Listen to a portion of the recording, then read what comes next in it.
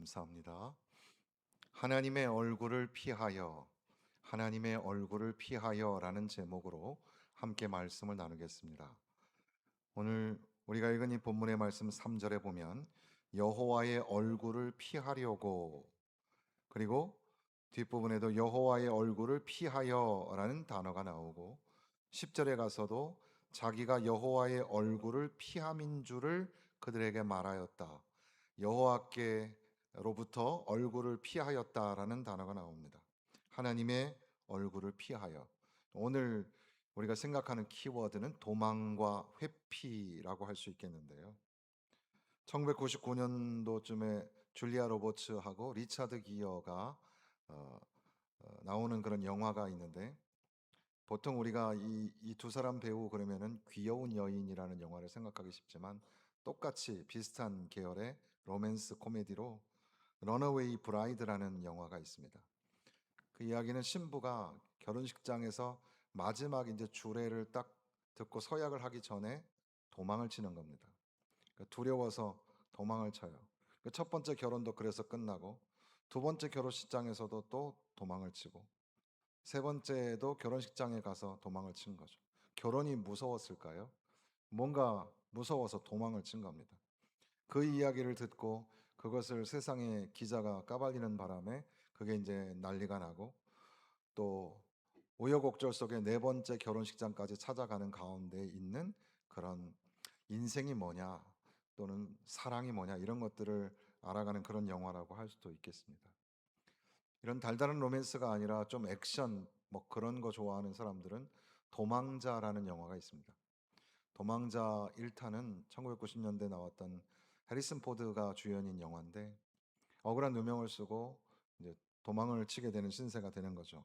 거기에 이제 형사가 쫓으면서 결국에 그 사람이 진짜 범인이 아니구나 뭐 이런 것들을 알아내는 거고, 그것에 이제 스피노프처럼 두 번째 도망자 2라는 영화가 생기면서 그 1작에서의 그 형사가 주인공이 되고 웨슬리 스나이프스와 이제 결연을 맺고, 로버트 주니어 그가 굉장히 젊을 때의 모습으로 나쁜 역할로 나타나기도 하는데, 결국 그 얘기도 억울한 누명을 쓰고 도망을 가고 누군가가 추적을 하고 추적 중에 이제 그 사건의 진위가 파악이 되고 뭐 이런 얘기예요. 쫓고 쫓기는, 누군가는 도망을 가고 누군가는 쫓고 그런 이야기.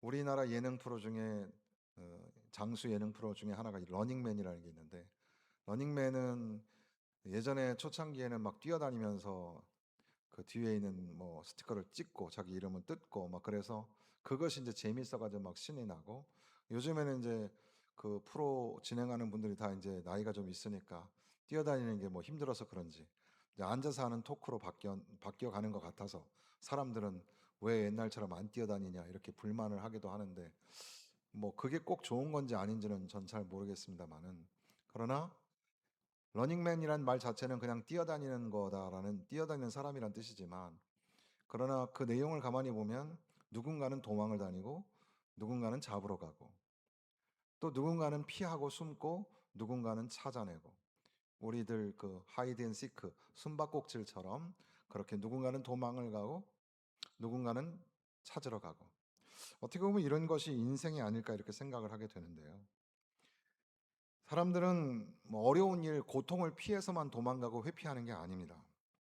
때로는 진실을 피하기 위해서도 도망가고 책임을 피하기 위해서도 도망가고 자신이 원하지 않는 하나님의 뜻을 피해서도 도망을 칩니다.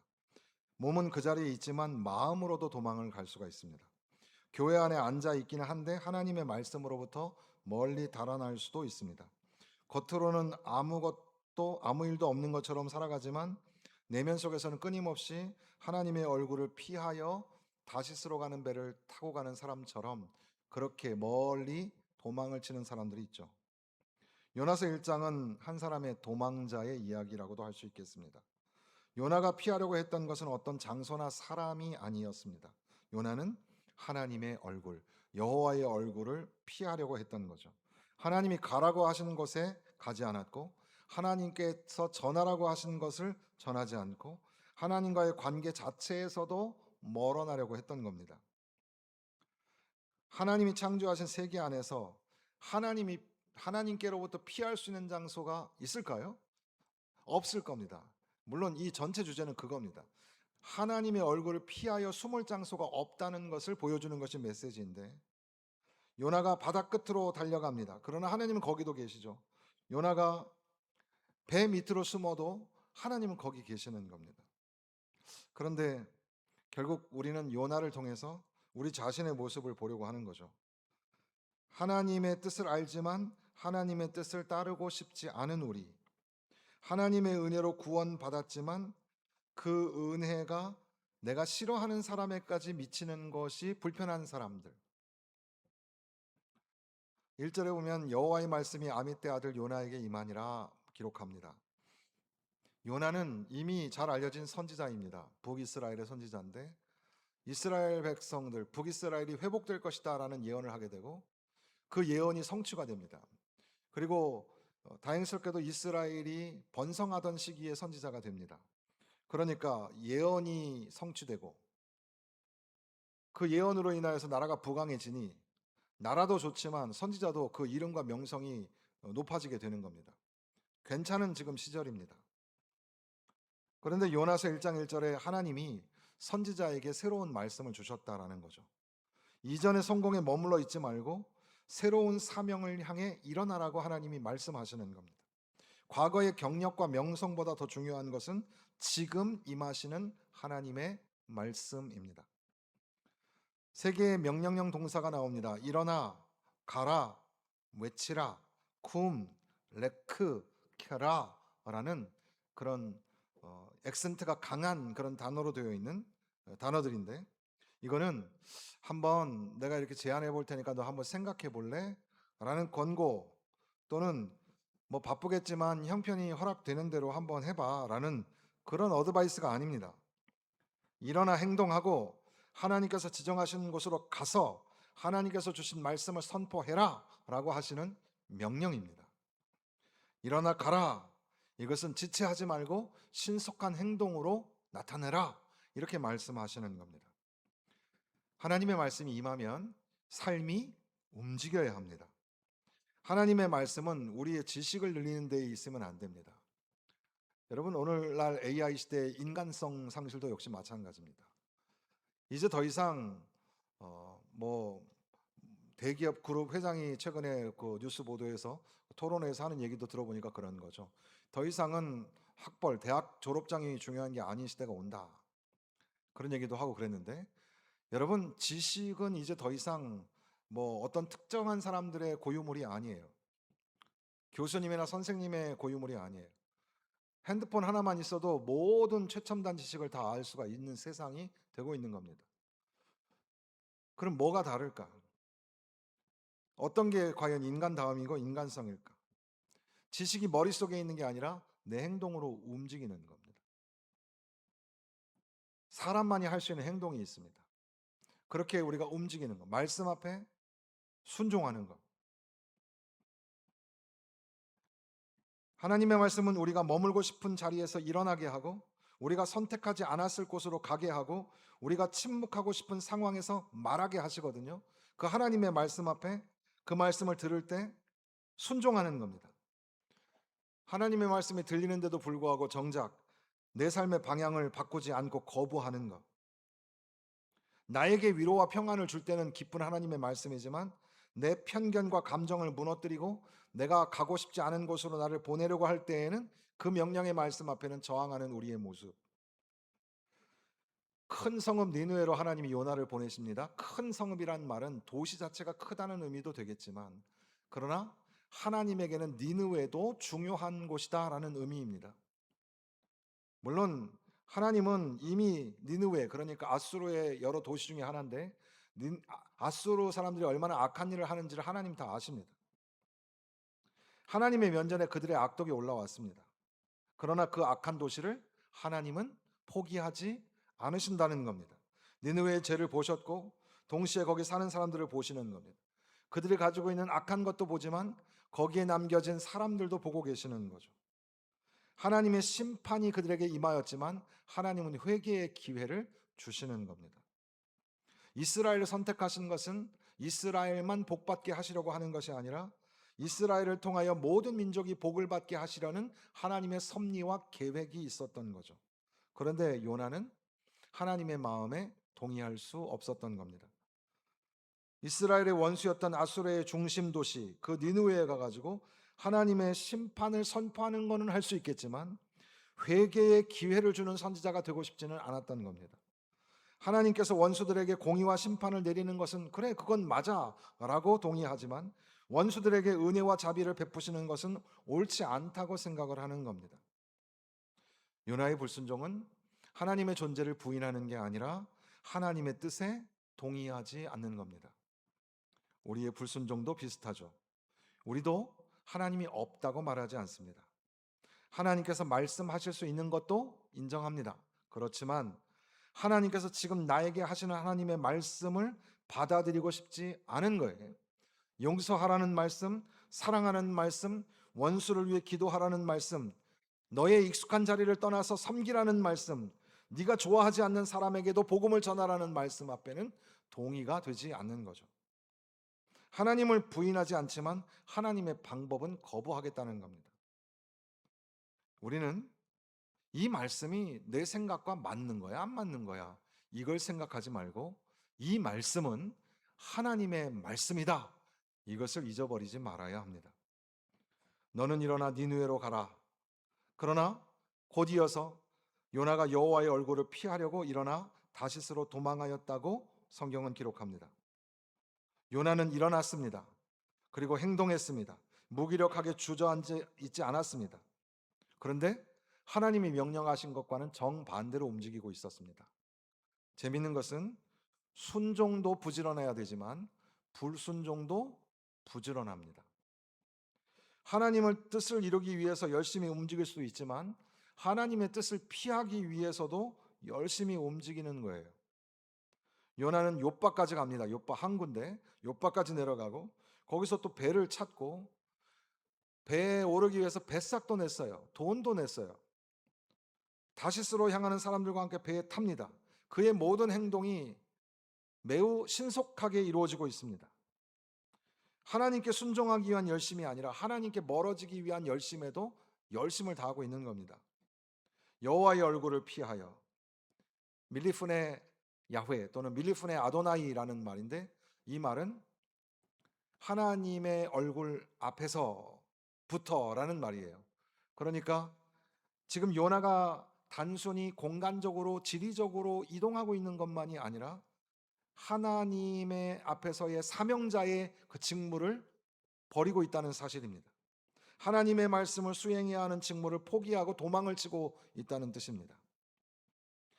요나도 다 알죠. 요나가 9절에 고백하는 것처럼 바다와 육지를 지으신 분이십니다. 하나님은 어디에나 계신 분이시죠. 다시스도 다스리신다는 거 다 알죠. 그러나 머릿속으로는 그렇게 알지만 실제 삶에서는 하나님의 명령 앞에 무시하며 하나님의 얼굴을 피할 수 있는 것처럼 행동하고 있다는 것입니다. 또 하나의 아이러니는 요나서라는 이야기 속에는 여러 가지 아이러니가 많이 등장하는데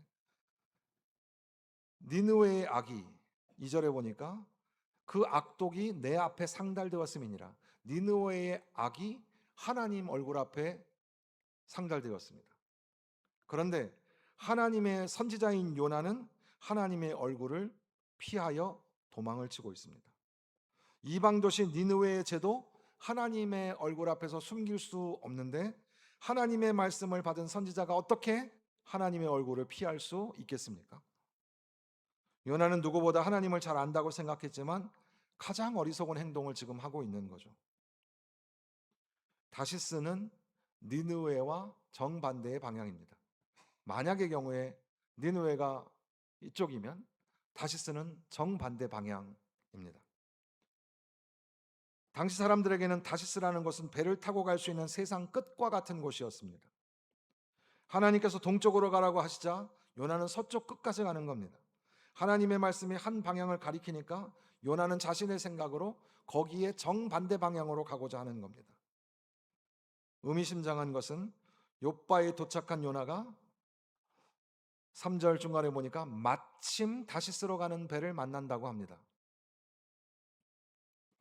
불순종의 길에도 때로는 모든 일들이 순조롭게 풀릴 수 있어요. 내가 잘못된 길을 선택했는데도 마침 필요한 사람이 나타나고 마침 기회가 열리고 마침 형편이 갖추어질 수 있는 겁니다. 그래서 야, 이거 하나님께서 길을 열어주셨어 라고 착각을 하죠. 그러나 문이 열렸다고, 여러분, 문이 열렸다고 하나님의 뜻이 다 하나님의 뜻이 되는 게 아닙니다. 요나가 찾던 배가 준비되어 있었다고 해서 하나님이 그의 불순종을 승인하셨다는 뜻이 아닙니다. 오히려 이 내용을 통해서 요나가 얼마나 단호하게 하나님의 뜻을 거부하고 불순종하고 있는 것을 보여주고 있는 겁니다. 요나는 배싹을 지불했습니다. 하나님의 명령을 수행하는데도 대가를 지불하지만 하나님의 얼굴을 피하기 위해도 대가를 지불한다는 거죠. 불순종에는 비용이 드는 겁니다.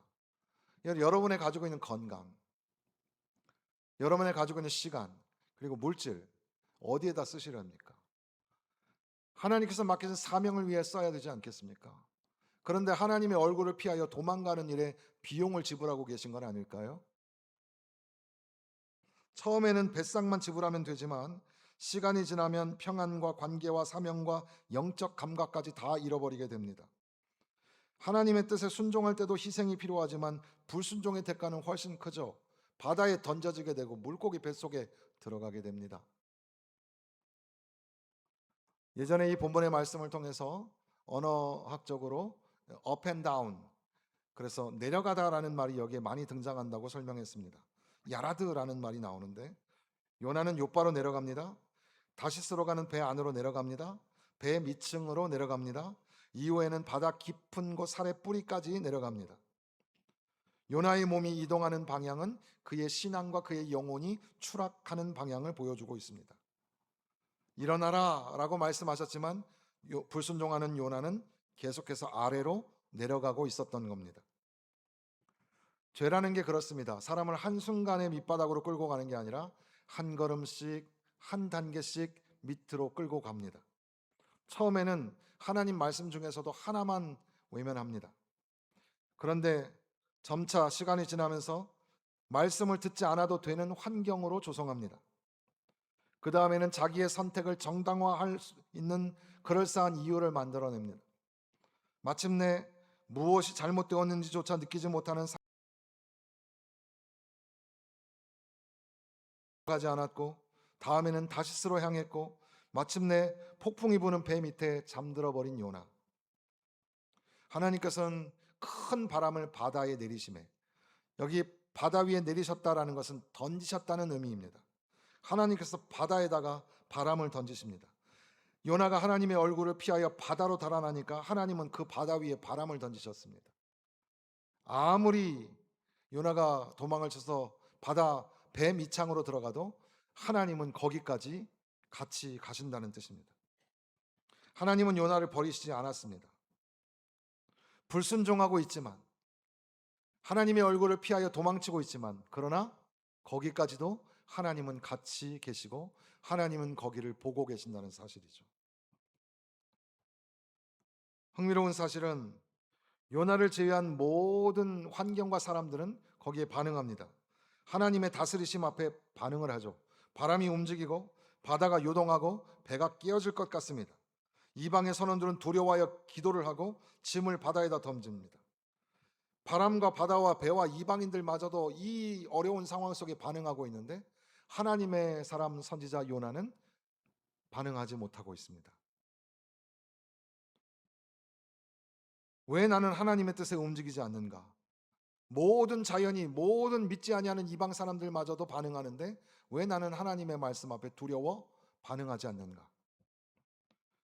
영적인 회피를 하는 사람은 깊은 잠에 빠져들게 됩니다. 배 밑층으로 내려가 잠이 들었습니다. 내려갔다 누웠다 깊이 잠들었다. 동사를 이것은 그냥 피곤해가지고 드는 잠이 아니라 깊은 혼수 상태와 같은 잠이 들었다는 사실입니다. 자신의 행동이 가져온 현실을 외면한 채 영적 감각을 잃어버리고 깊은 잠에 빠지게 되었습니다. 그러니까 하나님을, 아버지 되신 하나님을 신뢰하고 풍랑이 있는 바닷속에서도 평안히 주무셨던 예수님의 잠과 요나의 잠은 사뭇 다른 겁니다. 요나의 잠은 도망과 불순종의 끝에 찾아온 마비된 양심의 그림이었습니다. 거짓된 평안도 사람을 잠들게 하는 겁니다. 불순종의 깊은 자리에는 잠이 있는 거예요. 영적인 잠이 있어요. 회피하는 사람에게, 도망치는 사람에게도 이상하리만치 평안이 찾아올 때가 있습니다. 말씀을 외면한 뒤에도 아무 일이 안 일어나요. 목사님께서는 뭐 말씀 안 들으면 뭐 하늘에서 뭐 벼락이 내릴 것처럼 말씀하셨지만 살짝 하나님 말씀 안 들어보니까 괜찮아요. 따라해 보시겠습니다. 괜찮네? 괜찮네?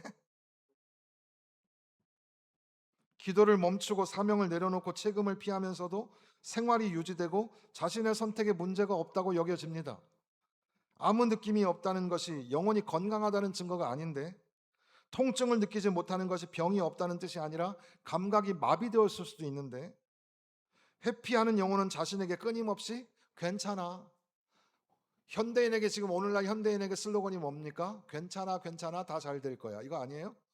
그래서 심리학이 얼마나 많이, 정말 서점가 가면 거의 다 심리학 책이라고 해도 과언이 아닐 정도로, 텔레비 예능 프로 보십시오. 다 심리학 얘기잖아요. 괜찮아, 괜찮아, 너는 괜찮은 사람이야.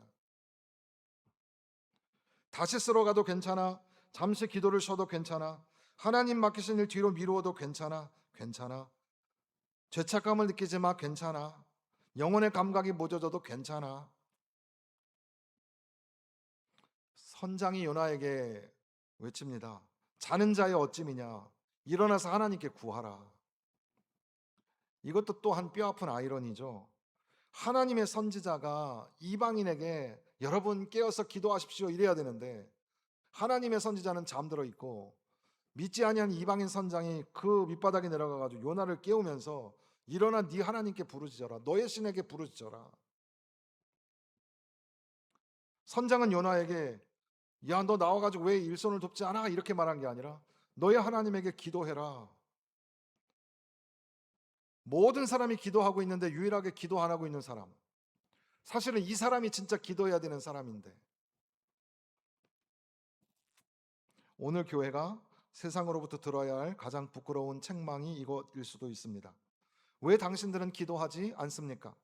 왜 당신들은 자신들이 믿는 말씀대로 살지 않습니까? 왜 사랑을 말하면서 미워하고 은혜를 말하면서 정죄하고 복음을 말하면서 세상 사람들의 구원에는 관심을 두지 않습니까? 물론 세상이 다 옳은 건 아닙니다. 그러나 세상 사람들은, 그러니까 하나님 교회 밖에 있는 사람들은 동시에 교회 안에 잠든 사람들을 향하여 깨우며 그 양심을 깨워대는 겁니다. 우리는 깨어 있습니까? 여러분, 예배에 참석한 것도 대단하지만 예배에 앉아 있다고 해서 깨어 있는 건 아니에요. 설교를 듣고 성경의 상식과 지식을 알고 있다고 해서 깨어 있는 게 아닐 수도 있습니다. 봉사하고 여러 가지 맡은 일들을 잘 감당하고 있어도 그것이 깨어 있는 증거가 될 수 없어요. 하나님의 말씀에 순종하고 있는가, 불순종하고 있는가? 하나님은 이 도망자의 정체를 적나라하게 들추시는데, 사람이 제비를 뽑으니까 결국에는 요나의 자리까지 들춰지게 되고 뱀이 창에 숨어 있던 요나가 이제 끌려 나오게 됩니다. 선원들이 요나에게 묻습니다. 이 재앙이 누구로부터 왔느냐? 8절에 보니까 이 재앙이 누구 때문에 우리에게 임하였는가? 너의 생업은 무엇이며 어디로 왔으며 너는 어느 민족에 속하는가? 여러분, 내 생업이 무엇이냐? 이 질문이 요나의 양심을 찌르지 않았을까요? 생업에 사용된 단어는 보냄을 받거나 봉사하는 직무를 의미합니다. 너의 직무는 뭐냐? 요나의 직무는 뭡니까? 하나님의 말씀을 대언하는 선지자입니다. 그것도 지금 받은 말씀은 니느웨에 가서 하나님의 말씀을 전해야 되는 사명이 있었습니다. 너의 사명이 뭐냐라고 물어보시는 겁니다. 어디서 왔느냐? 이것도 대답하기가 어려워요. 뭐 가드 헤벨쯤에서 왔어요. 또는 뭐 이스라엘에서 왔어요. 그게 아니라 지금 어디서 왔어요? 하나님의 얼굴을 피해서 도망쳐 왔어요. 어느 민족에 속하였느냐? 하나님의 선택을 받은 언약 백성이라는 사실을 말해야 했는데 하나님의 선택받은 백성이 하나님을 버리고 도망을 쳤다는 아이러니가 되는 거죠. 우리의 삶에도 질문하시지 않겠습니까? 너는 누구냐? 너의 사명은 뭐냐? 어디에서 왔으며 어디로 가냐? 너의 인생이 뭐냐? 그래서 오늘 오후 시간에는 인생 사용 설명서라는 제목을 붙여보았습니다. 요나가 마침내 대답하기를 나는 히브리 사람이요 바다와 육지를 지으신 하늘의 하나님 여호와를 경외하는 자로라. 훌륭한 신앙 고백입니다. 요나는 자신을 히브리인이라고 밝히고 그리고 또한 하나님을 경외한다고 고백합니다. 그의 지식과 그의 언변이 틀린 게 아니죠. 맞는 신앙 고백입니다. 그러나 그의 삶이 그의 고백과 모순되고 있는 겁니다. 바다와 육지를 지으신 하나님을 어떻게 피하고 어떻게 하나님 앞에 숨을 수 있겠습니까? 입술은 신앙을 고백하지만 그의 발걸음은 불순종을 향하여 걸어가고 있었던 겁니다. 우리도 하나님이 창조주라는 사실을 알고 예수님이 구주라는 사실을 고백하며 성경이 하나님의 말씀이라는 사실을 시인합니다. 그렇지만 놀랍게도 그 하나님의 말씀에 순종하지 않습니다. 여호와를 경외한다는 말의 야레라는 말은 두려워하다라는 말이거든요. 오늘 새벽에도 우리는 예배는 드리는 거며 예배는 두려워하는 거, 예배는 그렇게 하나님 앞에 뭔가를 드리는 거며 우리의 마음과 몸과 삶이 거룩한 것이며 하나님 앞에 두려워하는 것인데 여러분 우리가 하나님의 말씀을 듣고 두려워합니까? 반대로 요나의 고백을 들은 이 선원들은 심히 두려워하였다고 보고합니다. 두려워하는 것을 넘어서서 요나를 책망하고 있어요. 10절에 보니까 자기가 여호와의 얼굴을 피함인 줄을 그들에게 말하였으므로 무리가 알고 심히 두려워하여 이르되 내가 어찌하여 그렇게 행하였느냐 하니 하나님을 두려워하지 아니하고 경외하는 사람이라고 말했지만 하나님의 말씀을 떠나서 도망을 쳤던 요나. 그런데 이 이야기를 듣고서 사람들이 막 두려워하는 거예요. 더 나아가서 요나에게 네가 어찌하여 이렇게 행하였느냐. 두려움과 놀람을 섞은 탄식이 지금 나오고 있는 겁니다. 이방 선원들이 오히려 요나에게 책망을 하고 있는 겁니다. 교회가 하나님은 사랑이라고 선포하는데 서로 미워한다고 소문이 나면 어떻습니까? 사람들이 묻죠. 세상 사람들이 어찌하여 너네는 이렇게 행하였느냐. 하나님의 은혜를 말하면서 다른 사람에게는 긍휼을 베푸지 않는다면 세상이 묻지 않겠습니까? 당신이 믿는 하나님은 은혜 하나님이야? 아니야? 당신은 정말 그분을 경외하는 거 맞아?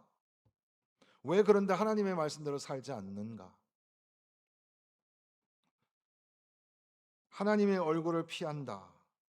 하나님의 얼굴을 피하여 도망을 치고 있는 요나. 그러나 앞서 영화 이야기 속에서 선택된 단어처럼 하나님은 추적하시는 분이 아닐까요? 하나님은 그를 죽이기 위해서 추적하시는 게 아니라 불순종해서 죽어가는 그를 되찾기 위해서 하나님은 끝까지 요나를 찾으시는 분. 하나님은 요나가 니느웨로 가지 않는다고 해서 즉시 버리지 아니하시고 요나가 욥바로 내려가도 그리고 뱃삭을 지불하고 뱀위층에 잠들었을 때도 하나님은 그를 버리지 않으셨다는 사실입니다. 하나님의 사랑에서 도망치는 것은 불가능합니다. 집을 떠났던 아들이 먼 나라에서 모든 것을 잃고 자신에게로 돌아왔을 때 그는 마침내 아버지의 사랑을 기억합니다. 내가 주님을 멀리 떠났지만 내가 이제 후회하는 마음으로 주님 앞에 돌아갑니다. 주님, 나 이제 왔으니 나를 받아 주옵소서. 그가 아버지의 집에서 멀리 달아났어도 아버지의 사랑 자체에서 벗어날 수 없었던 것처럼 어떠한 권세도 장소도 시간도 하나님의 백성을 그리스도 안에 있는 하나님의 사랑에서 끊을 수 없다는 사실을 믿으시기를 바랍니다. 그러니까 이 풍랑과 도망치는 요나 이야기의 속에는 하나님의 부재와 침묵, 그러나 하나님이 여전히 거기 계심입니다. 사랑하는 성도 여러분, 여러분들은 지금 어디로 가고 있습니까? 하나님께서 니느웨를 가리키시는데 우리는 다시스로 향하고 있는 건 아닙니까? 하나님께서 일어나라고 하시는데 배 밑창으로 내려가고 있는 것은 아닙니까? 하나님께서 외치라고 하시는데 깊은 잠으로 침묵하고 있는 것은 아닙니까? 하나님을 경외한다고 고백하면서도 실제로는 하나님의 명령보다는 내 감정과 판단을 더 중요하게 생각하는 건 아닐까요? 우리에게도 각자의 다시스가 있습니다. 도망칠 장소 말이에요. 하나님이 맡기신 책임을 피할 수 있는 장소, 불편한 말씀을 듣지 않아도 되는 환경, 잘못된 선택을 정당화할 수 있는 그런 관계와 계획, 마침 또 다시스로 가는 배가 준비가 되어 있고 모든 일들이 순조롭게 풀리는 것처럼 보이는 그런 때 말입니다. 그러나 회개의 시작은 언제 일어납니까? 자기가 여호와의 얼굴을 피하여 도망을 친 사람이라는 고백에서 시작합니다. 바람을 탓하거나 바다를 탓하는 게 문제가 아닙니다. 선언이나 환경과 시대를 탓하는 게 아닙니다. 내가 여호와의 얼굴을 피하고 있었다는 사실을 인정하는 데서부터 시작하는 겁니다. 내가 알고 있었던 신앙과 나의 삶의 방향이 달랐던 것을 고백하고, 하나님에 관해서는 많이 말했지만 하나님께 기도하지 않고, 하나님의 은혜를 선포했지만 실상 은혜가 다른 사람에게 임하는 것은 원하지 않았던 나의 모습. 그러나 요나의 실패에도 불구하고 하나님은 요나를 버리시지 않은 것처럼 도망한 요나를 찾아오셨고 잠든 요나를 깨우셨고 그 숨은 요나를 드러내셨으며, 요나를 바닷속에 던졌지만 결국 그를 던짐으로 인하여 그 배를 살리고, 그가 물고기 뱃속까지 들어간 이후에 그는 요나 자신만 살아나는 것이 아니라 니느웨 백성들을, 어린아이를 살려내게 됩니다. 우리가 깨어나면, 우리가 회개하고 돌아가면 우리 영혼만 사는 것이 아닙니다. 여러분의 가정이 삽니다. 여러분이 함께 살아가는 이웃들이 살아납니다. 교회가 살고 이 나라와 민족이 삽니다. 하나님의 얼굴을 피하여 도망하고 있었다면 괜찮다 괜찮다 하면서 영적인 잠에 빠져서는 안 됩니다. 다시 하나님께로 돌아가야 합니다. 하나님의 말씀에 순종해야 합니다. 내 생각을 내려놓고 하나님이 보내시는 곳으로 가기를 고백하며 하나님에게 모든 내 인생을 맡기며, 우리도 이 말씀의 결론처럼 하나님의 얼굴을 피하여 도망칠 수 없습니다. 이러한 고백을 가지고 다시금 하나님께 돌아와 하나님 맡기신 사명들을 감당하는 멋진 인생 되시기를 주님의 이름으로 축원합니다.